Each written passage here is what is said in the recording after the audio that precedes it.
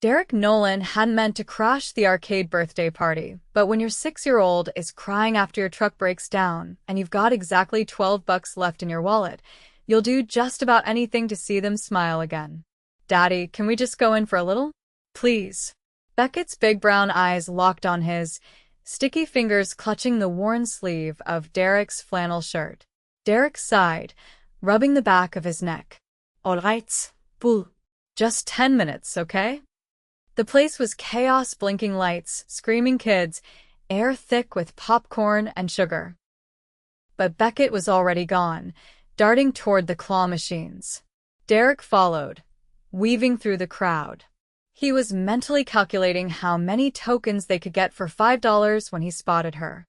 She was playing skee-ball, alone, in heels, a woman in a navy blazer, laughing softly to herself as the ball bounced into the 100-point hole. Her hair was pinned back, but a few strands had come loose and curled around her cheek. She didn't belong here. Not in this place. She looked like she should have been in a boardroom, not surrounded by screaming kids and sticky floors. Beckett ran past her, nearly tripping, and Derek shouted, "Slow down, B." She turned and their eyes met. He gave an apologetic smile. Sorry. He's fast. The woman smiled. It's okay. He's got great aim, look at him go. She nodded toward Beckett, who was now repeatedly winning tickets at whack-a-mole like it was his Olympic sport. Derek chuckled, rubbing his jaw. Yeah, he's got more energy than I know what to do with. You're his dad. Yeah. Derek. She extended a hand. Sierra. Her handshake was firm, confident, but her eyes were kind. Nice to meet you, he said, nodding toward the skee-ball lane. You any good? I'm decent. Wanna find out? He blinked. You're challenging me? I'm inviting you. Her voice was playful, and something about it made his chest feel lighter than it had in weeks. He hesitated, then pulled out 2 tokens. Game on. They rolled ball after ball, laughing like they'd known each other longer than 5 minutes. She was good, really good, and when she beat him by 50 points, she didn't gloat, just smiled and offered him the last ball. Redemption shot, she said. He leaned over dramatically, squinting at the target. All right, if I make this, you have to tell me your middle name. Sierra Archtabrau. And if you miss, I'll tell you mine. You're on. He missed. James, he said with a grin. She laughed. Elaine. They played 3 more games. Beckett joined them eventually, and Sierra didn't flinch when he hugged her leg like she was a long-lost aunt. She knelt down, talked to him like he was a real person, not just a kid. She even gave him the prize tickets she'd won. You don't have to, Derek began, but she waved it off. He earned them. That whack-a-mole game didn't stand a chance. Beckett looked up at her, eyes wide. You're really nice. Sierra ruffled his hair. You're really cool. Derek watched them, something twisting in his chest. He hadn't seen Beckett this happy in weeks. Not since the layoff. Not since his ex moved across the country with her new husband, leaving Derek with full custody and half a paycheck. They ended up in a booth with slushies and greasy pizza. Beckett chattered nonstop, and Sierra listened like it was the most important conversation in the world. I still can't believe you were just here by yourself, Derek said, sipping his soda. Sierra Strat. I had a rough day. Needed to blow off steam.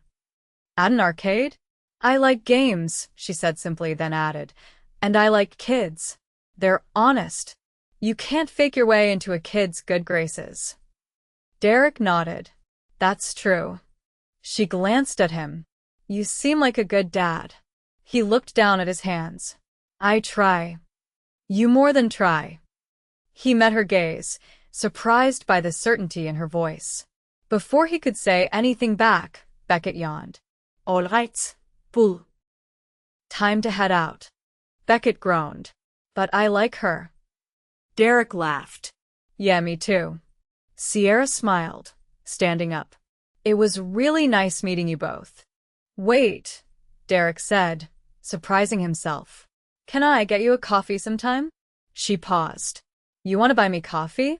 He ran a hand over his face, suddenly self-conscious. I mean, I know we just met, and I'm not exactly. I'd love to get coffee, she cut in. He blinked. Yeah. She glanced at Beckett. Only if he comes too.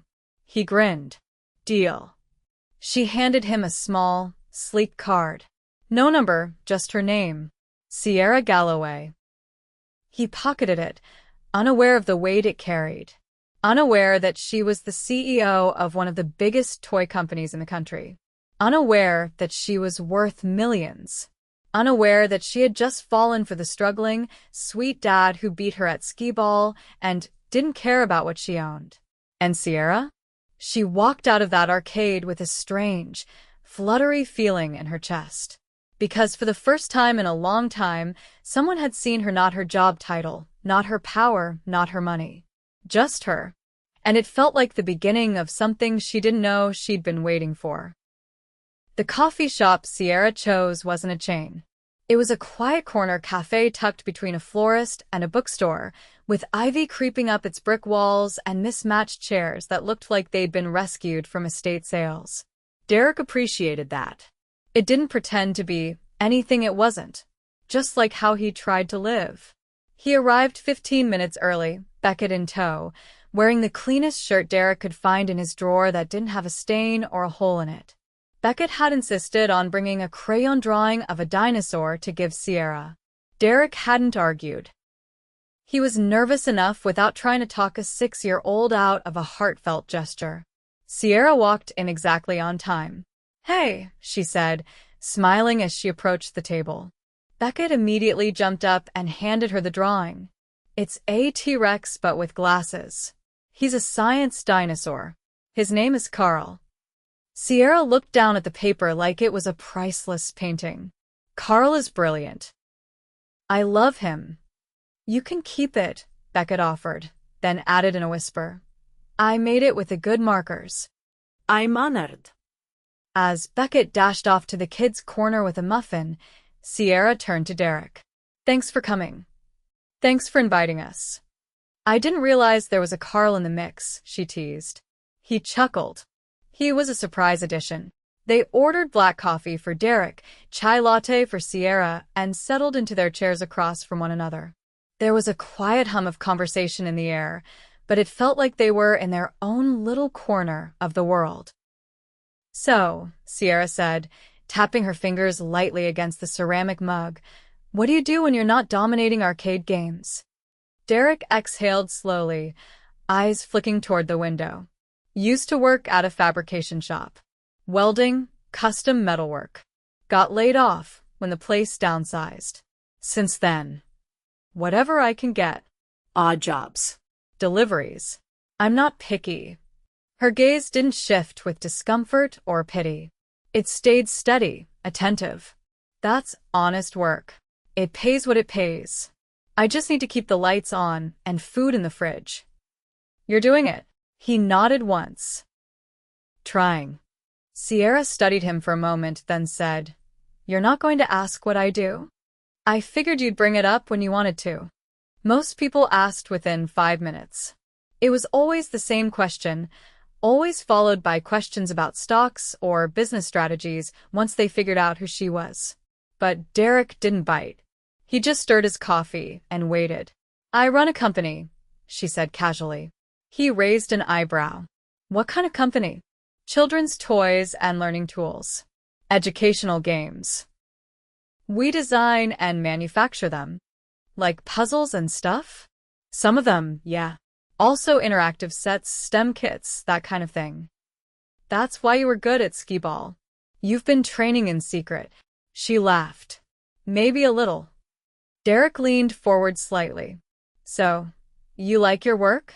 I love it, she said, her tone softening. But it's intense. High pressure. A lot of investors, a lot of meetings. Sometimes I forget what the work is really about until I see a kid like Beckett light up over something simple. He nodded thoughtfully. That's probably why you were at the arcade.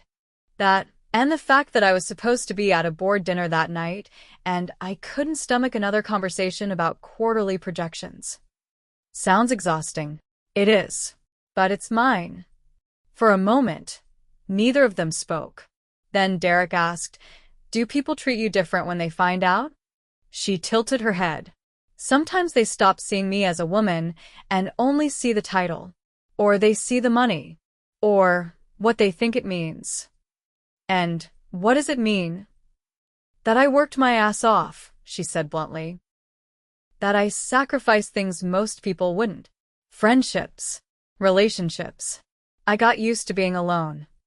Derek met her eyes. "But you're not alone right now." "No," she said quietly. "I'm not." Beckett returned just then with a fistful of napkins and a story about a stuffed bear named Pickles. Sierra listened with the same attention she'd given Derek, and Derek watched them both, something warm and unfamiliar rising in his chest. After they left the cafe, Sierra walked with them to the parking lot. The wind tugged at her coat as she paused beside Derek's truck. It had seen better days, but it still started, and that was enough for now. "Can I ask you something?" she said, her voice lower now, more serious. "Of course. If I offered you something, an opportunity, would you take it?" His brow furrowed. "What kind of opportunity?" "I need help with the project. We're developing a new line for kids like Beckett. Real-world inspired play.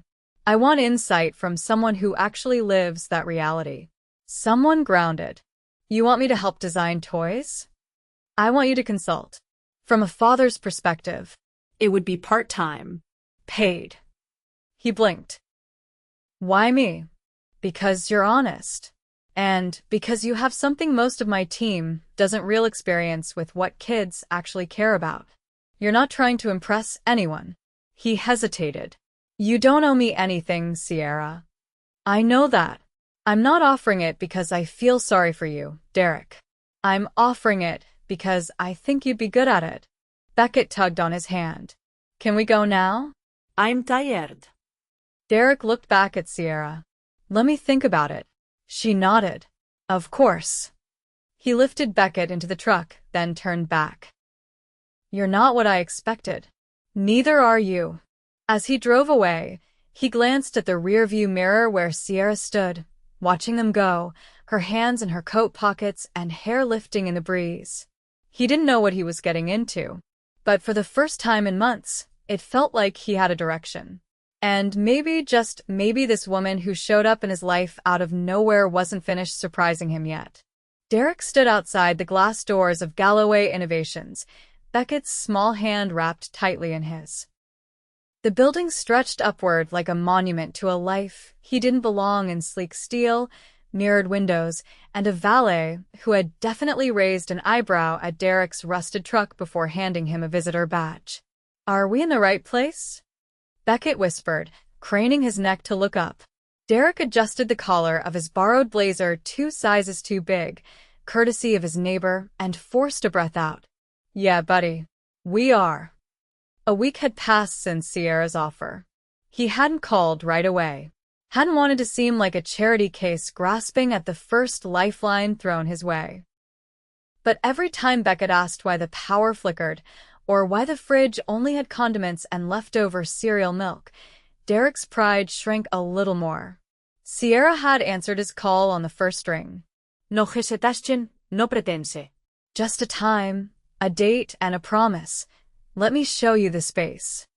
Now here they were, stepping into a world far from arcade tokens and discount coffee.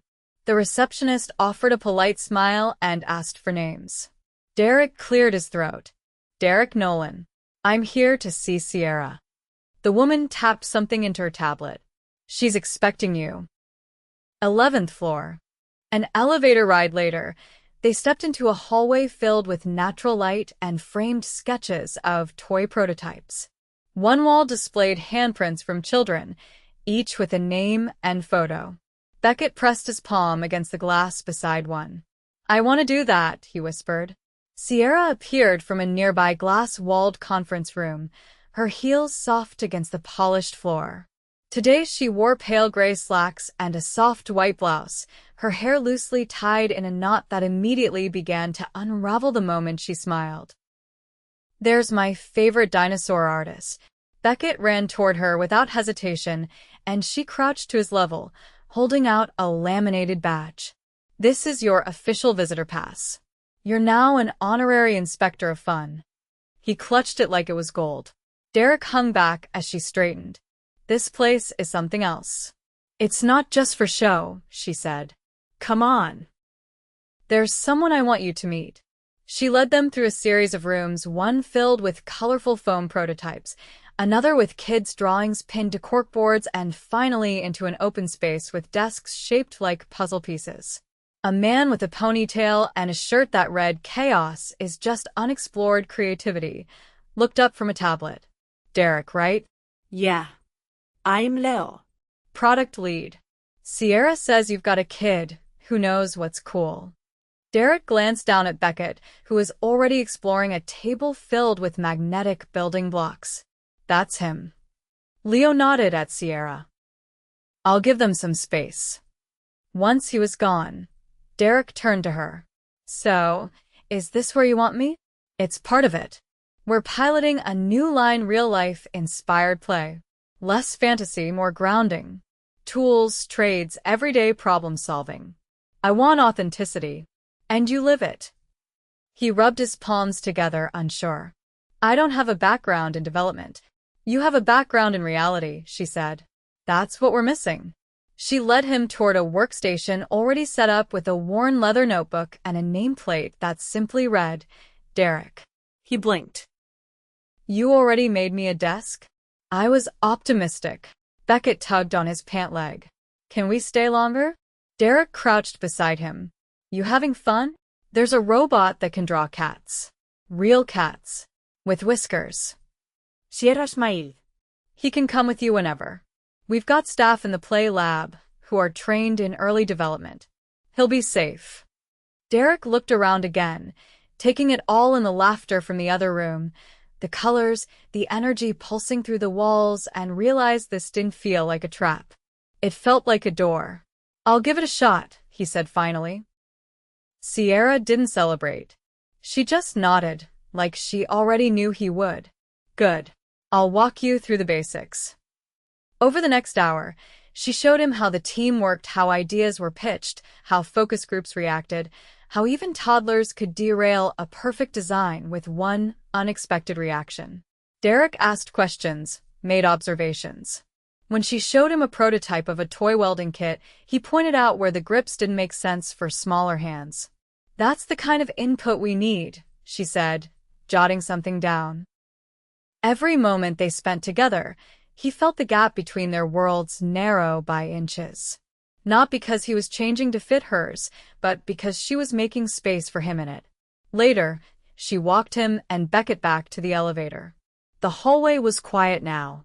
Most of the staff had trickled out. Derek adjusted his son's coat. "You ever get tired of being the one in charge?" he asked. "All the time," she said softly. "Then why keep doing it?" She hesitated. "Because I built this. And because I want to shape the world kids grow up in."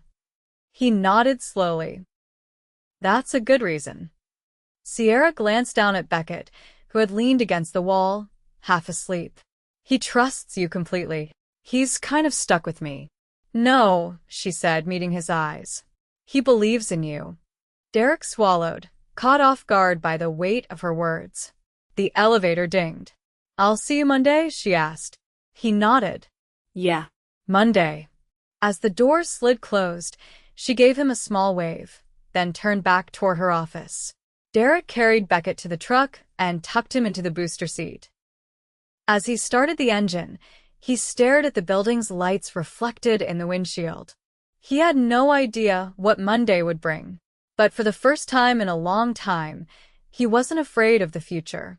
The toy launch was less than a week away, and Derek hadn't seen Sierra outside the office in almost 10 days. He told himself it made sense. She was leading a product line that would roll out in over 200 stores nationwide. There were interviews, meetings, and final design approvals. He'd caught glimpses of her back turned in glass-walled rooms, voice firm on calls as she paced past his desk, but their conversations had become brief, professional. And yet, every night when he tucked Beckett into bed, the boy asked, "Will Sierra come to dinner soon?" And every time, Derek answered too quickly, "Maybe after the launch." But the truth was, he missed her. It wasn't just the way she looked at him like he wasn't a project or a problem. It was how she listened, how she made space for him to speak, and then actually cared about the answers.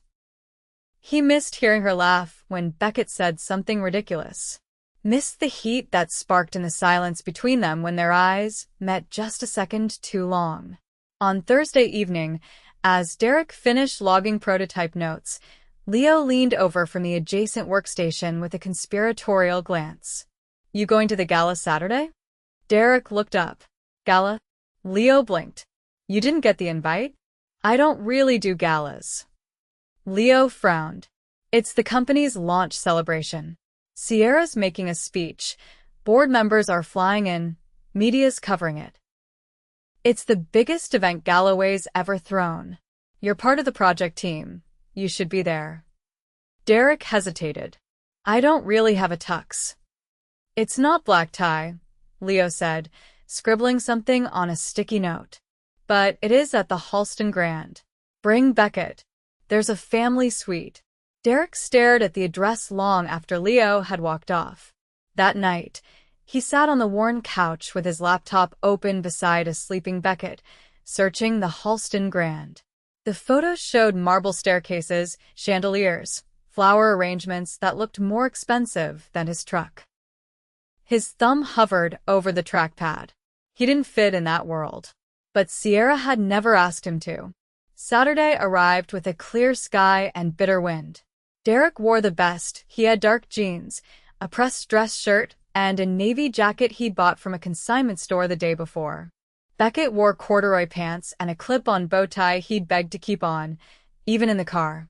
The lobby of the Halston Grand glowed with soft gold lighting, music drifting from the ballroom beyond. Derek gave their names at the check-in. The concierge handed him a sleek envelope. Inside was a handwritten note. "I wasn't sure you'd come. I'm glad you did." Sierra, he tucked it into his jacket. Inside the ballroom, everything shimmered. Tall glass centerpieces held cascading orchids. Waitstaff moved like choreography. Guests mingled in designer dresses and custom suits.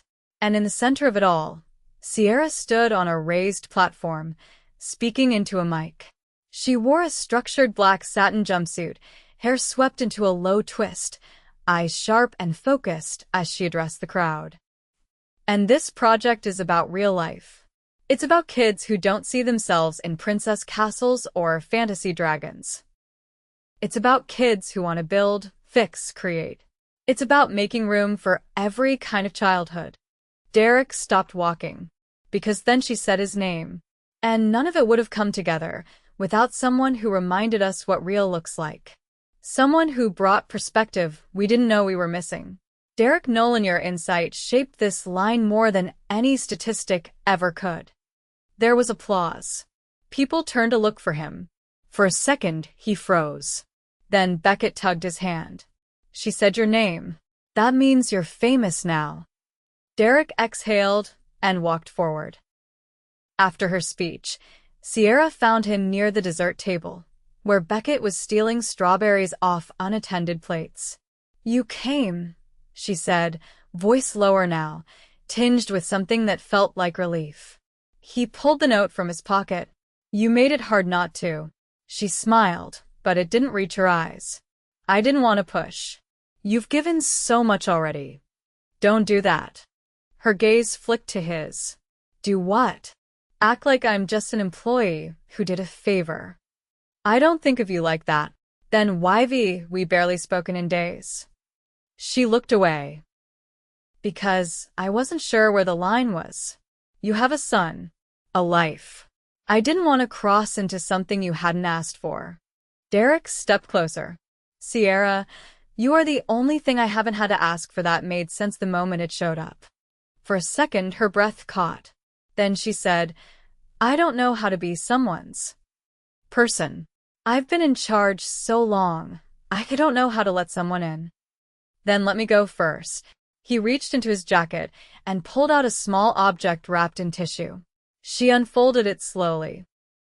Inside was a tiny T-Rex figurine with glasses, hand-carved from wood. Carl, she whispered. I made him in the shop last night. Beckett wanted you to have a forever version. She looked up, eyes glassy. I don't want to keep pretending you're just part of some project. Then don't. He took her hand, careful and deliberate. Behind them, music swelled. Someone announced dinner. But the noise faded into a blur. I want to be in your life, he said.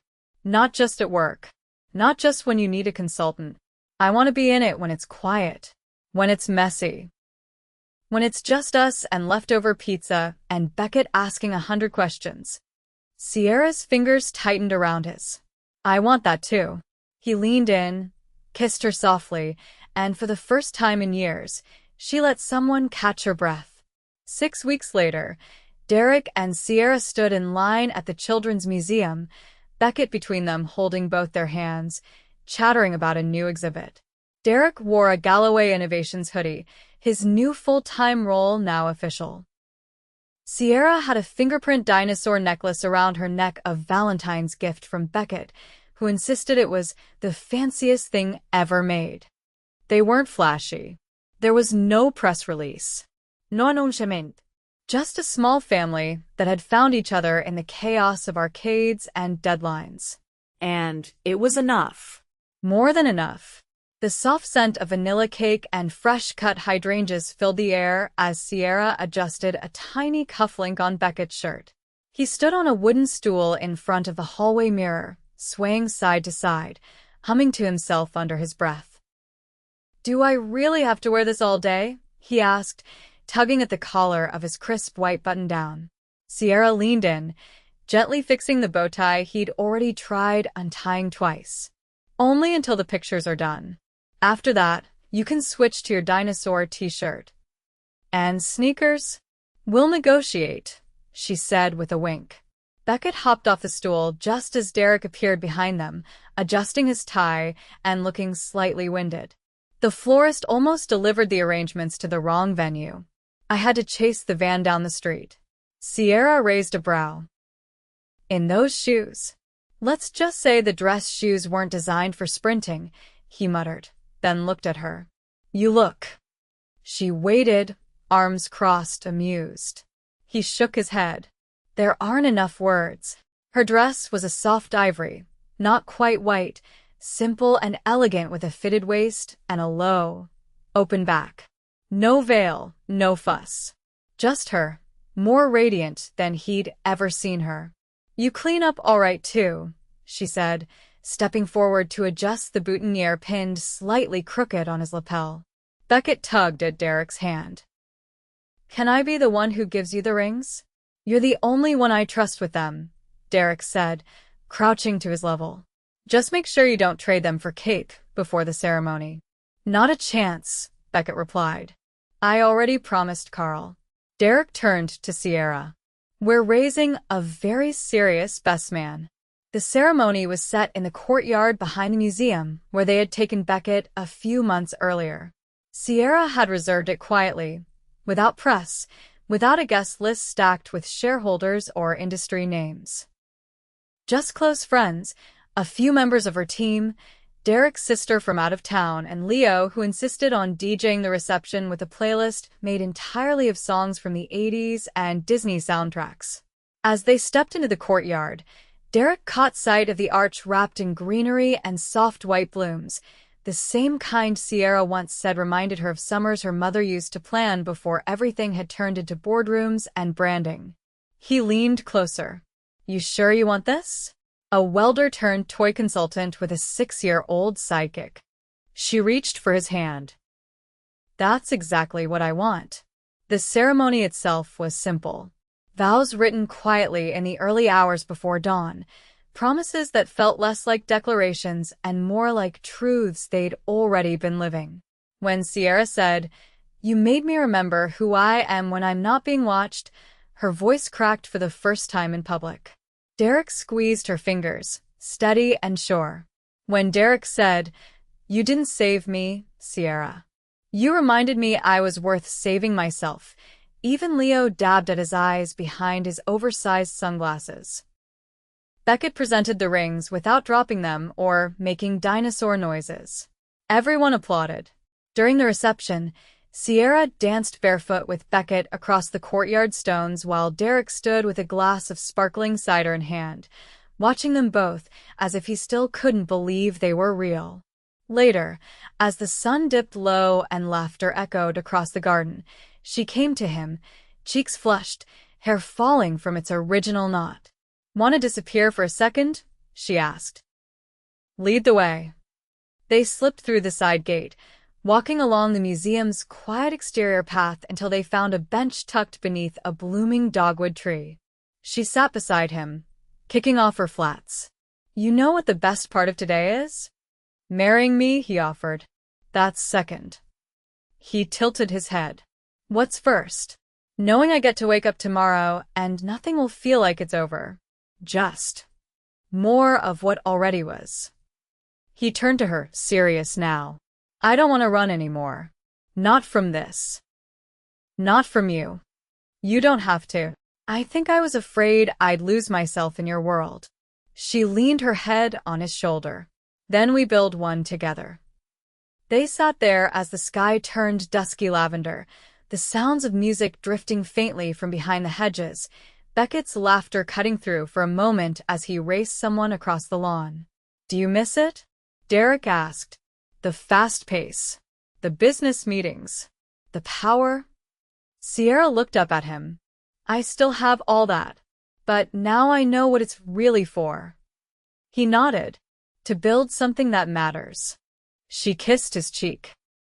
"To build something that lasts." A month later, their days had shifted into a new rhythm. Morning started with Beckett pouring cereal into mismatched bowls while Derek packed his lunch for school.